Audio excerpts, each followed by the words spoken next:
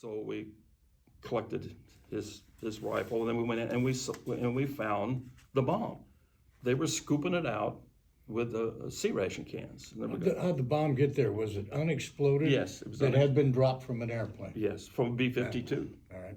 It was a string of bombs, and it didn't go off. It was a dud for some reason.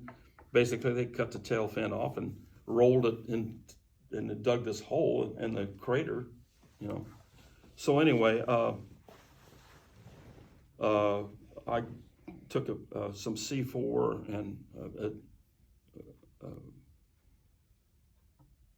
a fuse, and we stuck it in there. The fuse was a 90-minute fuse, so we popped the fuse and then ran like hell. You know, pretty much got out of there before the bomb went off. We were out far enough that we weren't hurt. You know, but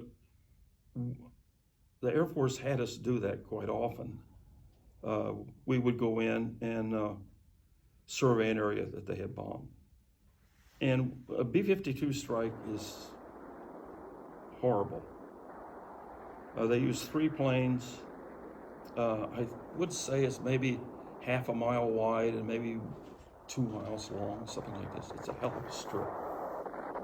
And when we went in and looked around, we would find people that didn't look like they had anything wrong with them at all.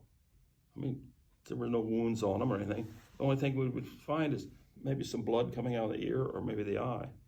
It was a concussion from the bomb. It had scrambled their brain.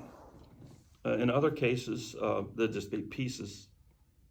And then we'd find people that splinters from wood, from trees, you know, had a couple times we found people pinned to trees. But that's what we did. We reconned and made a survey of what they'd hit or hadn't hit.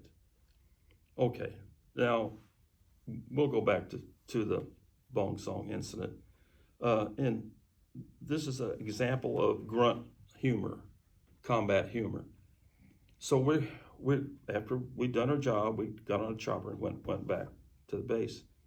Went into operations, and you always got debriefed after an operation.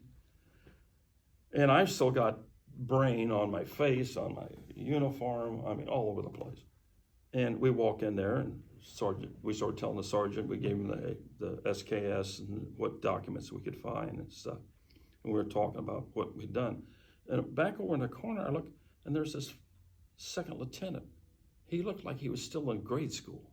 It was like Lieutenant Fuzz in the Beetle Bailey comic strips. I mean, and he's back there, and he's trying to look important. And the sergeant was evil. I mean, he was really evil. And he looked at me, he says, "What's that you got on you, Sarge?" And I took a piece off my face like that, put it in my mouth, tasted it, I said, "Brain." And the kid over there, the lieutenant, you could see him literally turning green. And the operations sergeant said to him, "Don't you throw up in my shop. You get your ass out of here." So